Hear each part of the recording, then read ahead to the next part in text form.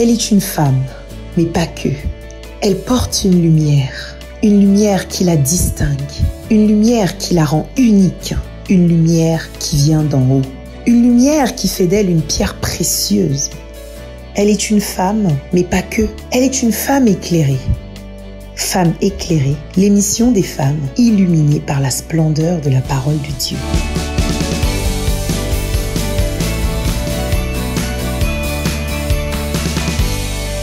Que la lumière soit et la lumière fut, dit l'Éternel.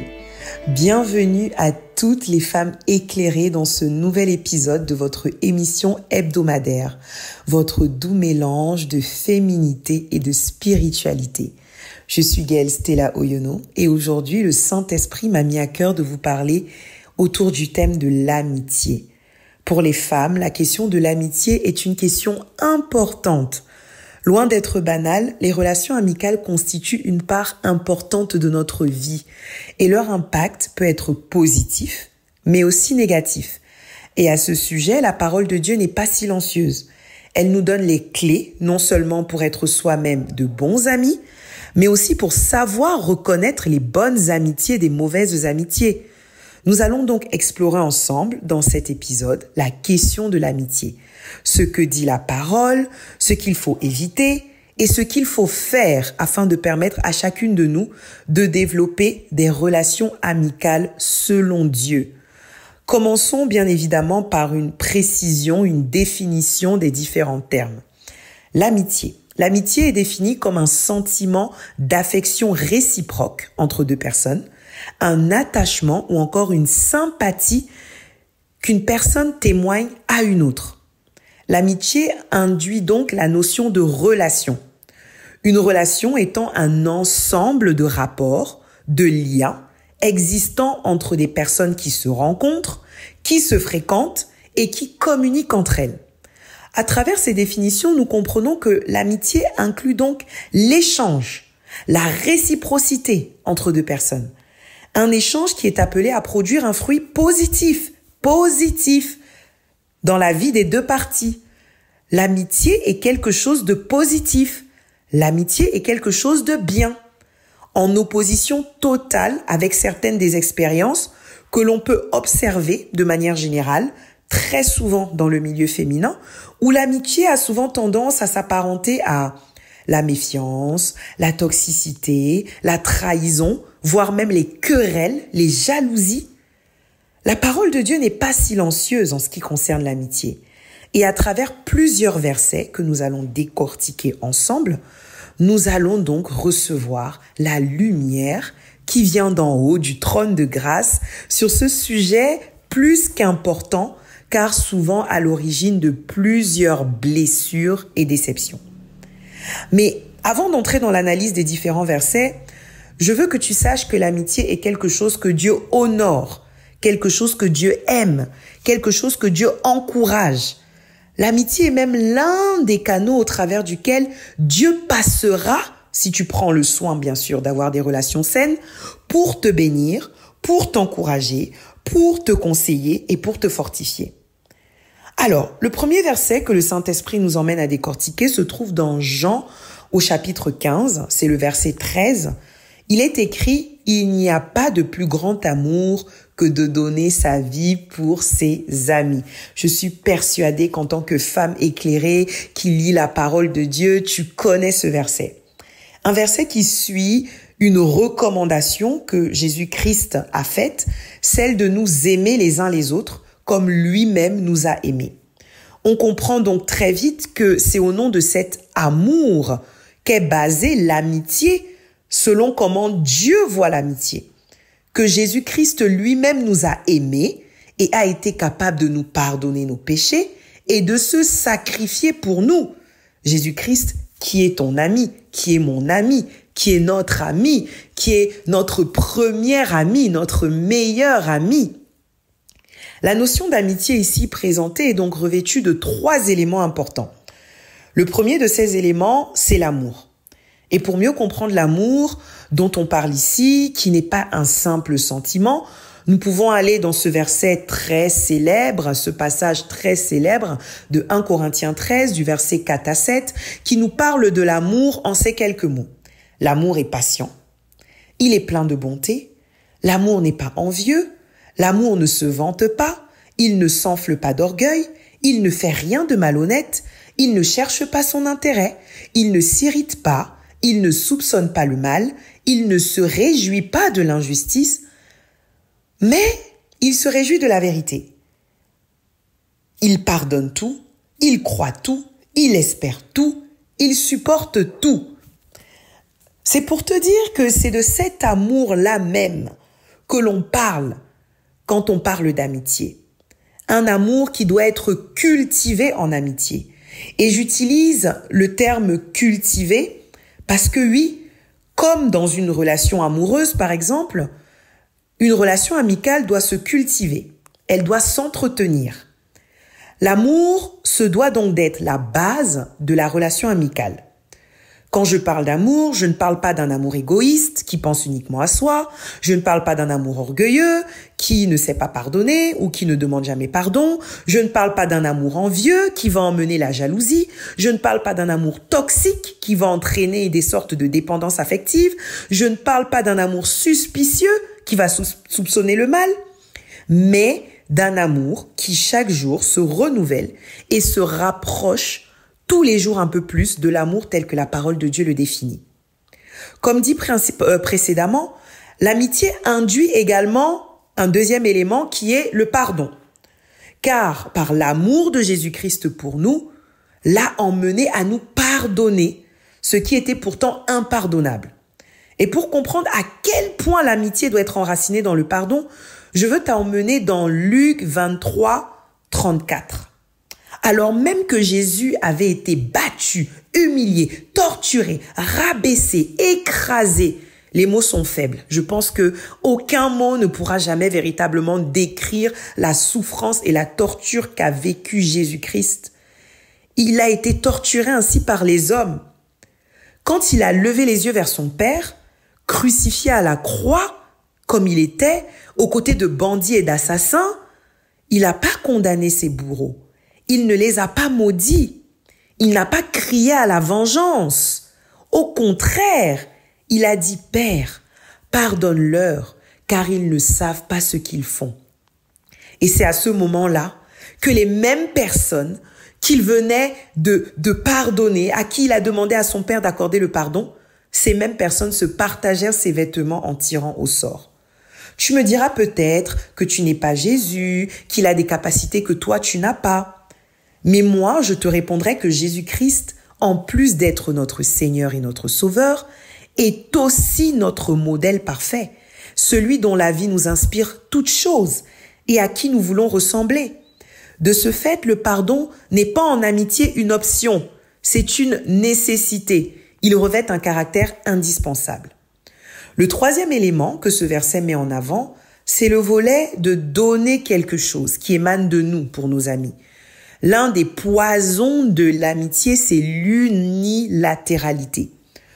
Lorsqu'on aime quelqu'un, qu'on se donne pour la personne et que l'on a l'impression de fournir des efforts unilatéraux, cela provoque la frustration et la déception. Un bon ami est celui qui vous apporte quelque chose autant que vous lui en apportez. Lorsque l'amitié est à sens unique, elle devient toxique. Jésus-Christ parle du fait de se donner pour ses amis comme une preuve d'amour. Nul ne peut prévaloir vous aimer si la personne ne s'investit pas pour que vous soyez content de la relation. Et de votre côté, vous devez veiller à être des amis qui sont capables de se donner pour les autres, de s'investir dans la vie des autres, de poser pour les autres des actes d'amour. Le deuxième verset que je voudrais qu'on aborde se trouve dans Proverbe 17 au verset 17. Il est écrit « L'ami aime en tout temps, et dans le malheur, il se montre un frère. » Ce verset nous montre le côté atemporel de l'amitié, ce qui signifie que l'amitié n'est pas concernée par le temps. Les saisons peuvent évoluer, mais l'amitié doit pouvoir transcender le temps et les saisons, ce qui remet en question les amitiés qui se font par pur intérêt. Beaucoup trop d'amitiés de nos jours se basent uniquement sur des intérêts souvent matériels. Et c'est d'ailleurs pour cela que plusieurs personnes sont souvent très bien entourées quand tout va bien dans leur vie, et lorsque tout va mal, les gens les abandonnent. Simplement car les relations avec ces personnes se basent en réalité sur un état précis. Et dès lors que tu te retrouves en défaillance, dès lors que tu as des problèmes, dès lors que tu commets une erreur, les personnes qui semblaient pourtant énormément t'aimer commencent à s'éloigner de toi petit à petit. Ce genre d'amitié, non, elle n'honore pas Dieu. C'est d'ailleurs dans les situations difficiles que les vraies amitiés sont révélées. C'est dans le malheur que l'amitié doit se montrer comme un frère. Mais je veux rassurer quelqu'un qui se sent peut-être seul actuellement, car dans des situations difficiles, je veux te rassurer sur le fait que même si tout le monde t'abandonne, Jésus-Christ, lui, est un ami fidèle et il ne pourra jamais t'abandonner. Jésus suscitera dans ta vie un Simon de Cyrène qui viendra t'aider à porter ta croix. Remarquons que Simon de Cyrène n'est mentionné nulle part d'autre dans la Bible à part à ce moment précis où Jésus-Christ avait besoin de quelqu'un pour l'aider à porter son fardeau. Dieu va également amener dans ta vie à toi cette aide de destinée inattendue qui viendra t'aider dans ta période de solitude ou de trahison.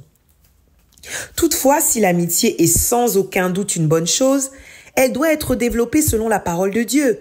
Ainsi pour dire qu'il existe des relations amicales qu'il faut éviter. Et je mets éviter en majuscule dans ton esprit. Dans 1 Corinthiens 15 au verset 33, la parole de Dieu déclare « Ne vous y trompez pas, les mauvaises compagnies corrompent les bonnes mœurs ». Cela m'emmène à vous encourager à faire preuve de discernement vis-à-vis des personnes que vous faites entrer dans votre vie comme étant vos amis. Ces personnes peuvent devenir des poisons dans votre vie. La personne qui est proche de toi a un impact sur toi. Sa façon de vivre, sa façon d'agir, les conseils qu'elle peut te donner, son état d'esprit et ses valeurs peuvent t'emmener à t'égarer. Cette fâcheuse tendance que l'on peut avoir à penser qu'on maîtrise assez la situation pour laisser n'importe qui faire partie de notre vie, c'est un leurre. À force de fréquenter certaines personnes, l'on finit par penser et agir comme ces personnes. Dès lors, l'amitié devient la porte ouverte de la compromission et de la duplicité. Un ami est une personne avec qui l'on partage une relation profonde. On peut avoir de nombreuses connaissances, mais nous devons veiller à ce que nos amitiés, quant à elles, soient guidées et inspirées par la parole de Dieu. En tout cas, c'est ce que doivent faire les femmes éclairées. Dans le psaume 1 au verset 1, la parole de Dieu déclare « Heureux l'homme qui ne marche pas selon le conseil des méchants, qui ne s'arrête pas sur la voie des pécheurs et qui ne s'assied pas en compagnie des moqueurs. » Quand on analyse encore la parole de Dieu, on se rend également compte que ce ne sont pas toutes les relations amicales qui sont des relations voulues par Dieu. Comme pour tout dans notre vie, nous devons avoir le discernement pour connaître la volonté de Dieu pour chacune de nos relations et lui obéir quand il nous conduit à la séparation. Oui, la séparation est douloureuse, la séparation est difficile, la séparation n'est jamais la chose que l'on veut, mais il arrive que le Seigneur nous conduise lui-même à la séparation. L'histoire de Lot et Abraham nous enseigne dessus. Lot était le neveu d'Abraham et ils ont voyagé ensemble dans la région de Canaan. Mais Dieu a demandé leur séparation. Pourquoi? Car la croissance de leur troupeau allait devenir source de querelles d'une part, et d'autre part car il en avait juste décidé ainsi. Cette séparation faisait partie du plan de Dieu pour la vie d'Abraham. Certaines de nos relations amicales ne sont pas emmenées à résister tout simplement car elles ne font pas partie du plan de Dieu pour notre vie. Et il arrive qu'en l'absence de discernement, l'on se mette à lutter pour préserver une relation que Dieu lui-même veut briser afin que son plan parfait puisse s'accomplir dans notre vie. Erreur, erreur, erreur, erreur. Ne lutte pas avec Dieu. Si Dieu te dit séparation, c'est séparation. Si Dieu te dit que cette personne ne doit pas rester dans ta vie, cette personne ne doit pas rester dans ta vie. Et je veux te dire, la personne n'est pas forcément mauvaise. Toi non plus, tu n'es pas forcément mauvaise. Mais peut-être que tout simplement, dans sa souveraineté et dans son plan parfait, Dieu avait pas prévu que vous ayez une relation qui perdure dans son plan. Et on doit respecter ce plan. C'est pour cela que toute relation amicale, qui plus est amicale, parce que l'amitié c'est quand même quelque chose d'assez profond, doit être passée au scanner du Saint-Esprit. Je ne saurais fermer cet épisode sur l'amitié sans lister de manière assez ramassée quelques valeurs importantes en amitié. Nous avons parlé de l'amour et de la capacité à pardonner. Nous pouvons y ajouter la loyauté, qui se définit comme la fidélité manifeste par la conduite aux engagements pris, au respect des règles de l'honneur et de la probité. Je pense également à la solidarité, qui se définit comme la relation entre personnes qui entraîne une obligation morale d'assistance mutuelle. Oui, d'assistance. Tu te dois d'être présente pour tes amis. Tu as ce devoir-là. Ça fait partie des valeurs de l'amitié. Je dirais également qu'une bonne amitié se doit d'être équilibrée. L'équilibre est défini comme l'état de stabilité et d'harmonie qui résulte de la juste proportion entre des choses. Équilibré. Il ne faut pas de déséquilibre. Il ne faut pas qu'il y ait le sentiment que quelqu'un porte plus l'amitié qu'une autre personne. Comme dans toute relation également, la communication demeure une des clés pour la réussite de l'amitié. Il faut apprendre à s'exprimer, à le dire quand c'est bien, mais aussi quand c'est moins bien. La parole de Dieu dit que le faire aiguise le faire. Alors il faut savoir que nous sommes emmenés à devenir de meilleures personnes au contact de nos amis, et cela peut passer par la nécessité de s'ajuster, d'ajuster certains de nos comportements, parce qu'on n'est pas parfait. Les amis qu'on a en face de nous ne sont pas également parfaits. Et dans l'amitié, il y a aussi ce côté-là de se conseiller afin de pouvoir refaire sortir de chacun de nous le meilleur de nous-mêmes.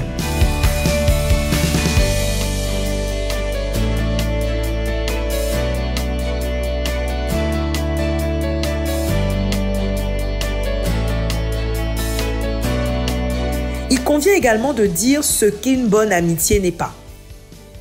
Une amitié qui se base sur des biens et intérêts éphémères n'est pas une bonne amitié. Parce que lorsque toutes ces choses vont disparaître, l'amitié, elle également va disparaître. La bonne amitié n'est pas non plus forcément celle qui se base sur un grand nombre d'années. Une amitié nouvelle, naissante, peut devenir tout aussi puissante qu'une amitié de longue date. Peut-être tout simplement parce que c'est une très forte connexion divine que le Seigneur avait prévue bien avant les fondations de la terre. Et dès lors que ça se connecte, c'est tout de suite très fort. L'amitié également, une bonne amitié, c'est une amitié qui n'est pas envieuse. Ah oui, la jalousie, l'esprit de vaine concurrence, ça ne doit pas siéger en amitié. S'il y a cet esprit de jalousie, s'il y a cet esprit de vaine concurrence, cela pollue l'amitié. Une bonne amitié n'est pas hypocrite. Oui, une bonne amitié ne doit pas être entourée de faux semblants, de mensonges, de murmures. Une bonne amitié n'est pas comme ça. Je pense que nous devons, en tant que femmes éclairées, en tant que femmes chrétiennes, nous atteler à développer des bonnes relations amicales. Parce que les amis, ce sont les canaux au travers duquel le Seigneur peut passer pour nous bénir. Une bonne amitié, un bon ami, une bonne amie, c'est aussi une aide de destinée. C'est une connexion divine. C'est une oreille attentive. C'est quelqu'un par qui le Saint-Esprit peut passer pour te parler, pour t'édifier, pour te faire grandir. L'amitié est importante. Le problème que nous avons, c'est que les valeurs dans la société actuelle sont tellement biaisées, sont tellement individualistes, sont tellement matérialistes, sont tellement profiteuses qu'aujourd'hui, de nombreuses amitiés ne sont pas de vraies amitiés. Ce sont des amitiés d'intérêt. Ce sont des amitiés de convenance. Ce sont des amitiés qui sont développées sur des mauvaises bases, sur des mauvaises fondations. Ce sont des amitiés qui ne regardent pas à l'autre, mais qui passent le temps à regarder à soi. Ce sont des amitiés qui ont des difficultés à pardonner, des difficultés à aimer. Et très souvent, ces difficultés en amitié émanent en fait de nombreuses blessures que renferment les personnes. Parce qu'en réalité, quelqu'un qui a vécu le rejet, quelqu'un qui a vécu la trahison, quelqu'un qui a vécu l'humiliation, peut-être au travers de relations familiales, aura du mal à développer des amitiés saines. Tout simplement parce que cette personne a le marqueur émotionnel du rejet, de la trahison, de l'humiliation. De nombreuses amitiés également sont biaisées parce qu'elles deviennent le siège, le nid de plusieurs dépendances affectives. Et on se retrouve en fait à avoir des personnes totalement déséquilibrées qui, au lieu de chercher la paix, le bonheur, la stabilité en Dieu, commencent à reposer l'intégralité de leur vie sur des amitiés. Et lorsqu'elles sont déçues, lorsqu'elles sont trahies par des personnes, elles sont énormément blessées. L'amitié, c'est quelque chose qui honore Dieu. L'amitié, c'est quelque chose que Dieu veut. L'amitié, c'est quelque chose que Dieu encourage. Mais les fondations sur lesquelles se base cette amitié doivent être des fondations de la parole, doivent être des fondations de l'amour, doivent être des fondations du pardon. Nous devons, en tant que femmes éclairées, en tant que femmes chrétiennes, redéfinir l'amitié.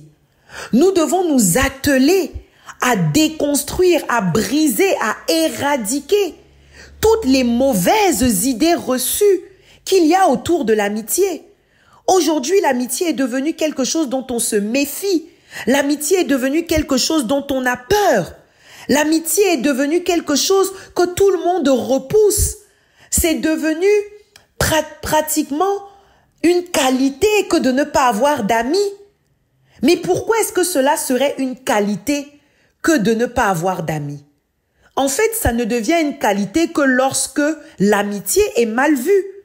Si l'amitié est saine, si l'amitié est positive, si l'amitié se base sur les fondations de la parole de Dieu, alors l'amitié est quelque chose qui va nous faire plaisir.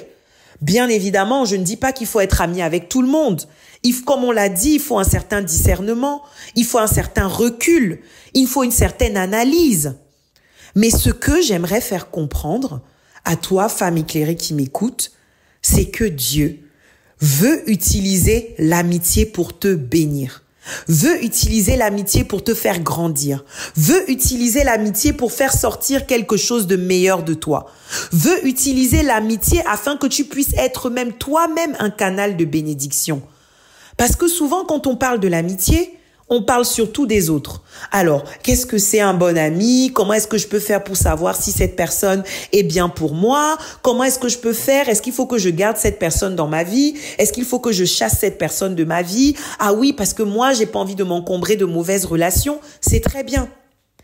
Mais une véritable analyse de la question de l'amitié doit nous pousser à nous poser d'abord la question de savoir si nous sommes nous-mêmes de bons amis. Est-ce que nous cultivons nous-mêmes cet amour? Est-ce que nous cultivons nous-mêmes ce pardon? Est-ce que nous sommes nous-mêmes des vecteurs de cette amitié selon le cœur de Dieu? C'est d'abord une introspection que nous devons faire. Le Seigneur nous interpelle d'abord personnellement. Le Seigneur veut d'abord nous transformer, nous. Il voudrait qu'on puisse être d'abord transformés. Parce qu'en réalité, on ne peut pas attirer de bonnes amitiés, on ne peut pas attirer de bonnes choses si on n'a pas été transformé et si on n'a pas été restauré. Je parle de restauration ici parce que, comme je l'ai dit, il y a le volet blessure. Il y a le volet blessure qui intervient dans la notion d'une bonne ou d'une mauvaise amitié. Plusieurs personnes sont remplies de blessures émotionnelles qui les empêchent d'être de bons amis, qui les empêchent d'être de bonnes personnes avec les autres. Et nous devons être de bons amis. Jésus était un bon ami. Il a été un si bon ami qu'il a donné sa vie pour ses amis que nous sommes. Il a un si bon ami qu'il nous aime en tout temps. Il a un si bon ami qu'il nous pardonne autant que possible. Il a un si bon ami qu'il est toujours présent et il a veillé à ce qu'il soit toujours présent en nous laissant le Saint-Esprit parce qu'il ne voulait pas qu'on soit seul. Alors nous devons être transformés pour être de bons amis et nous devons également prier afin que le Seigneur envoie dans nos vies les bonnes personnes. Ça doit être un sujet de prière pour une femme éclairée, que d'avoir un bon entourage, que d'avoir des bons amis, que d'avoir des bonnes personnes qui l'entourent.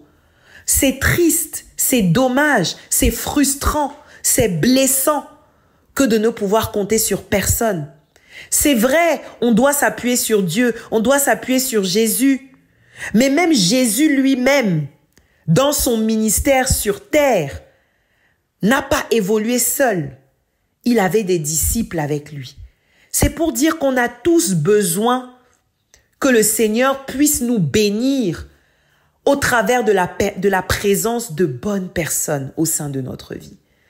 Et cela doit constituer également le sujet de prière d'une femme éclairée.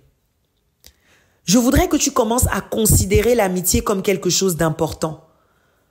Quel que soit ton statut, que tu sois marié ou célibataire, l'amitié demeure importante. Parce que même si tu es marié, la place d'un ami, d'une amie dans ta vie ne sera jamais la même que celle de ton époux. C'est deux choses totalement différentes. Et souvent certaines femmes, je prends cette petite parenthèse, souvent certaines femmes qui n'ont pas d'amis, qui sont seules, qui n'ont personne sur qui compter et qui sont mariées, se retrouvent à être frustrées, à mettre toute leur frustration sur leurs époux, à trop en demander à leurs époux, simplement parce qu'en fait, elles se sentent seules. Et même hors du mariage, des fois dans la période de fréquentation, dans la période de fiançailles, on peut devenir une personne toxique, une personne envahissante, tout simplement parce qu'en fait, on n'a personne autour de nous. On n'a que ce fiancé, ce mari qui est là, et du coup, on l'étouffe, et on l'étouffe, parce qu'en fait, on n'est pas une personne équilibrée. Une personne équilibrée, doit aussi pouvoir avoir des personnes sur qui elle compte. Et je veux te rassurer, il existe des personnes bien, des personnes sur qui tu peux compter. Ce n'est pas parce que tu as eu des mauvaises expériences en amitié que le Seigneur ne peut pas restaurer toutes ces années d'amitié gâchées qui ont été volées, qui ont été ponctuées par la trahison, par l'humiliation. Le Seigneur peut restaurer tes relations amicales en faisant de toi une meilleure amie et en attirant vers toi des meilleurs amis. Je dirais également qu'il faut garder un esprit assez ouvert. En tant qu'être humain, nous avons tous des failles. Des fois, il arrive que nous soyons tellement durs avec nous-mêmes et avec les autres qu'on a du mal à comprendre que la perfection n'est pas de ce monde. Comme dans toute relation, cela peut arriver que l'un ou l'autre fasse une erreur, que l'un ou l'autre soit blessé ou trahi. Jésus-Christ lui-même a été renié à 3 reprises par Pierre. La volonté de Dieu est que nous puissions être bien entourés, que nos amitiés soient source de joie pour nous. Mais toutefois, pour arriver à cet équilibre souhaitant en amitié, cela demande d'y mettre de la volonté. Car comme toute relation, une relation amicale se construit, elle s'ajuste, elle s'améliore avec le temps, elle demande des sacrifices, elle demande des compromis. Ma prière pour toi, pour terminer cet épisode sur l'amitié, est que tu puisses développer des amitiés qui honorent Dieu, que tu rencontres de vraies aides de destinée, que tu sois toi-même une bénédiction pour les autres et que Dieu fasse sortir de ta vie toutes sortes de relations amicales toxiques. Que Dieu te restaure de tes blessures, de toutes les amitiés qui ont pu venir te détruire de l'intérieur, qui ont pu laisser de la douleur à l'intérieur de ton cœur. C'est ma prière pour toi, femme éclairée, et j'ai la certitude que Jésus-Christ, le roi des rois, va s'assurer de l'exaucement de cette prière. Que la lumière soit et la lumière fut. Femme éclairée. Retrouvez-nous sur toutes les plateformes Femmes éclairées podcast avec Gaëlle Stella Oyono. Et pour toutes vos questions, contactez-nous au +237 672 908 137.